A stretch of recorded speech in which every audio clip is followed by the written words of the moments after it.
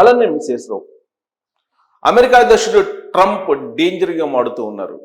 భారతదేశంతో పెట్టుకుంటూ ఉన్నారు. ఇప్పటికే భారతదేశం ఇచ్చినటువంటి ఒక షాక్కి ఆయన తేరుకోలేకపోతున్నారు. అందుకే పాకిస్తాన్ని ప్రవేశపెడుతున్నారు. పాకిస్తాన్ ఆర్మీ చీఫ్గా ఉన్నటువంటి మునీర్ని అమెరికా పిలిపించుకుని అమెరికా నుంచి ఒక స్టేట్మెంట్ ఇప్పించారు ఆయన.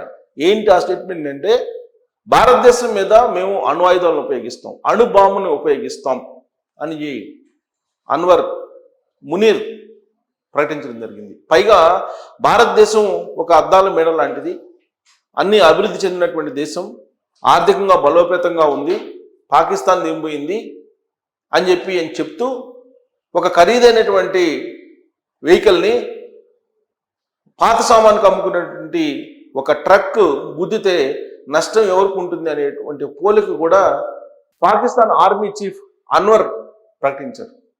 అంటే ఆయన మైండ్ సెట్ ఏ విధంగా ఉంది అనేది మనం అర్థం చేసుకోవచ్చు. అమెరికాలో ఆయన ప్రకటించినటువంటి ప్రకటన అది. భారతదేశం అభివృద్ధి చెందిన దేశం అని చెప్తూనే యుద్ధం చేస్తే వాళ్ళే నష్టపోతారు, మాకేం నష్టం లేదు, మేము ఆల్రెడీ పతనంలో ఉన్నాం, మేము ఇంకా పతన స్థితికి వెళ్ళడానికి లేదు కదా అనేటువంటి యాంగిల్లో ఆయన మాట్లాడుతూ ఉన్నారు. ఇదంతా అప్రస్తుతంగా మాట్లాడినటువంటి మాటలు. అసలు సీజ్ ఫైర్ జరిగింది, కాల్పుల విరమణ ప్రకటించారు, ఇరు దేశాలు ప్రకటించాయి. అది కంటిన్యూ కావాలి కదా ఎల్ఓసి దగ్గర.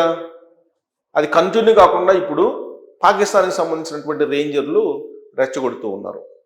సరిహద్దు అమిటి ఎల్ఓసి అమిటి ఇప్పుడు సీజ్ ఫైర్ని కొన్ని చోట్ల బ్రేక్ చేశారు.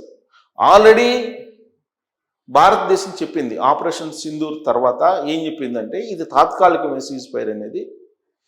ఎప్పుడైతే పాకిస్తాన్ తోకదాడించిందో అప్పుడు మళ్ళా ఖచ్చితంగా పాకిస్తాన్ మీద భారత్ యుద్ధం ఉంటుంది, ఈ యుద్ధం ఆగిపోలేదని చెప్పి ఆల్రెడీ రక్షణ శాఖ మంత్రి రాజ్నాథ్ సింగ్ గారు చెప్పారు, ప్రధానమంత్రి నరేంద్ర మోడీ గారు కూడా చెప్పారు. కానీ ఇప్పుడు అక్కడ అమెరికా వెళ్ళినటువంటి మునీర్, పాకిస్తాన్ ఆర్మీ చీఫ్, ఎప్పుడైతే ఆ ప్రకటన చేశారో, రెచ్చగొట్టిన ప్రకటన, దానికి అనుగుణంగా ఎల్ఓసి వెంబడి పాకిస్తాన్ రేంజర్లు కాల్పులు జరిపారు. కొన్ని చోట్ల రెచ్చగొట్టే ప్రయత్నం చేస్తూ ఉన్నారు భారత ఆర్మీని. మరి ఇప్పుడు మళ్ళా యుద్ధం వస్తుందంటే, యుద్ధం వచ్చేటువంటి పరిస్థితుల్ని ట్రంప్ తీసుకొచ్చే ప్రయత్నం చేస్తున్నారు. యుద్ధ వాతావరణాన్ని క్రియేట్ చేసి వాణిజ్యపరమైనటువంటి ఒప్పందాలకి ఒప్పించేలాగా, రష్యా నుంచి ఆయిల్ దిగుమతి కాకుండా ఉండేలాగా ట్రంప్ వేస్తున్నటువంటి కట్టప్ప వ్యూహం ఇదంతా కూడా. సో ట్రంప్ ఏ విధంగా భారతదేశంతో డేంజర్గా మాడుతున్నారో మనకు దీన్ని బట్టి అర్థమవుతుంది. ఆయన నోబెల్ శాంతి బహుమతి కావాలి అనుకుంటూ ఉన్నారు. ఇప్పటికే 6 దేశాల మధ్య జరిగినటువంటి 6 యుద్ధాలను నేను ఆపానని చెప్తున్నారు. 6 యుద్ధాలను ఆపాను అని చెప్తూ పాకిస్తాన్ భారతదేశం మధ్య యుద్ధాన్ని ఆపింది తానే అని చెప్పి విసుగు వచ్చేలాగా వినే వాళ్ళకి ఆయన చెప్తూ ఉన్నారు. ఎందుకు చెబుతున్నారు అని అంటే, అదంతా వ్యూహాత్మకం. భారతదేశాన్ని కారణం చేయాలి, భారతదేశాన్ని నిర్వీర్యం చేయాలి, భారతదేశం యొక్క ఆర్థిక వ్యవస్థని దెబ్బతీయాలి. ఇది ట్రంప్ యొక్క ఆలోచన. పైగా నరేంద్ర మోడీ గారు ఈ నెలాఖరికి చైనా వెళ్తూ ఉన్నారు.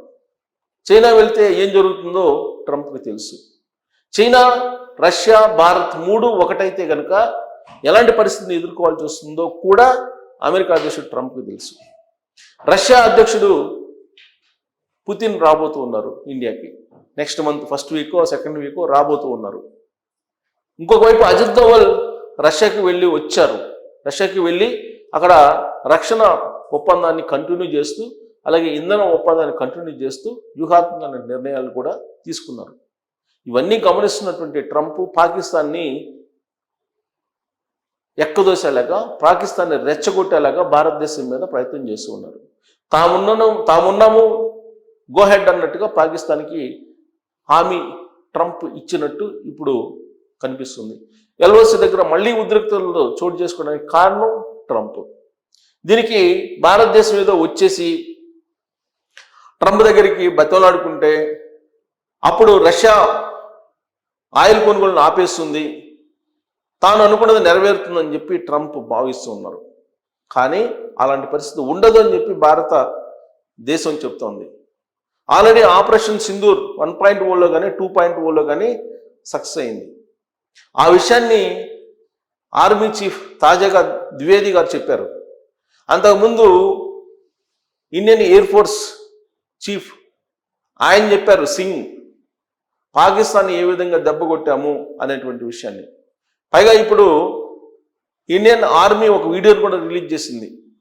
పుల్వామా సంబంధించినటువంటి అంశం కానీ, ఆ తర్వాత కార్గిల్ కానీ ఏ విధంగా పాకిస్తాన్ని దెబ్బ కొట్టగలిగింది భారతదేశ ఆర్మీ అనేది చెప్పారు.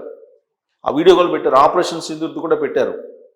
పెట్టి భారతదేశం ఎంత బలంగా ఉందో తెలియజేస్తూ ఆ వీడియోని ఇప్పుడు సోషల్ మీడియాలో వైరల్ చేస్తూ ఉన్నారు. బాలాకోట్ దాని సంగతి ఇవన్నీ కూడా పుల్వామా తర్వాత బాలాకోట్ సంబంధించిన దాడులు ఇవన్నీ సంబంధించినట్టు కూడా కూలంకుషంగా చెప్పారు. పెహల్గాం దాడి జరిగిన తర్వాత ఆపరేషన్ సింధూర్ ఏ విధంగా జరిగిందో కూడా చెప్పారు. పాకిస్తాన్ కోలుకోలేనటువంటి దెబ్బతిని కూడా ఇప్పుడు అమెరికా పంచం చేరి మురుగుతుంది. మరి ఇలాంటి మురుగుడు పాకిస్తాన్కి మంచిదానంటే, భారతదేశం కనుక రెచ్చగొడితే భారతదేశం పాకిస్తాన్ లేకుండా చేయగలదు. అంత సత్తా ఉందని చెప్పి ట్రంప్కి కూడా తెలుసు. అయితే అణు ఆయుధాలను ప్రయోగిస్తాం, మాది అణు దేశం, అణు ఆయుధాలు కలిగినటువంటి దేశం, అణు యుద్ధాన్ని తీసుకొస్తాం, అణు బాంబులు వేస్తాం, మాకు వచ్చే నష్టం లేదు అని చెప్పి పాకిస్తాన్ ఆర్మీ చీఫ్ చెప్తున్నారంటే అమెరికా అధ్యక్షుడు ట్రంప్ ఏ స్థాయిలో రెచ్చగొట్టి పంపించారు అనేది మనం అర్థం చేసుకోవచ్చు. పులిని చూసి నక్క వాత పెట్టుకున్నట్టు ఇప్పుడు పాకిస్తాన్ వాతలు పెట్టుకోబోతుంది. ఇప్పటికే అనేకమైన ఆంక్షలు ఉన్నాయి. సింధూర్ జలాలు ఇవ్వట్లేదు భారతదేశం పాకిస్తాన్కి. సింధు నది మీద ప్రాజెక్టులను కట్టాలనుకుంటుంది. ఒకవేళ ప్రాజెక్టులను కడితే మిజైల్స్ తోటి కూల్చేస్తామని చెప్పి ఇప్పుడు ఆయన చెప్తున్నారు. అంత బలమే ఉంటే కనుక మరి సింధు జలాలని రానివ్వకుండా ఆపారు అని అంటేనే యుద్ధం జరుగుతున్నట్టే అని చెప్పి పాకిస్తాన్ ప్రధానమంత్రి అన్నారు కదా. మరి యుద్ధాన్ని ఎందుకు కంటిన్యూ చేయలేకపోయారు?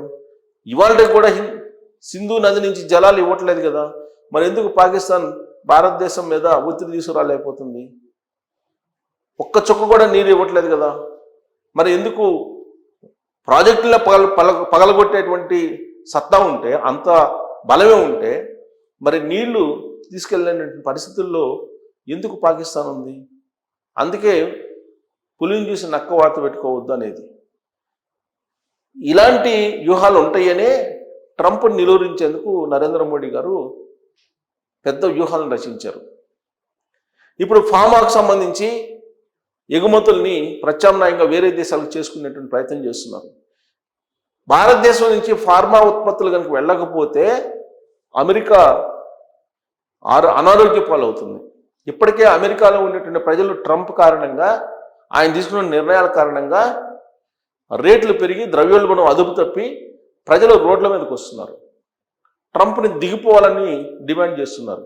రీకాల్ చేయాలి ట్రంప్ని, ట్రంప్ రాజీనామా చేయాలని చెప్పి డిమాండ్ చేస్తున్నారు. ఆల్రెడీ ఆయన ఎప్పుడైతే ఈ ఇమ్మిగ్రేషన్స్ సంబంధించినటువంటి కొన్ని నిబంధనలు కఠినతరం చేశారో అప్పుడే కొంతమంది రివోల్ట్ అయ్యారు. ఇప్పుడు ధరలు పెరిగి ధరలు తగ్గించండి అని చెప్పి రోడ్ల మీదకి వస్తున్నారు. ఇలాంటి పరిస్థితుల్లో ట్రంప్ భారతదేశంతో డేంజర్ గేమ్ ఆడుతున్నారు. కానీ భారతదేశం తల వంచటం లేదు.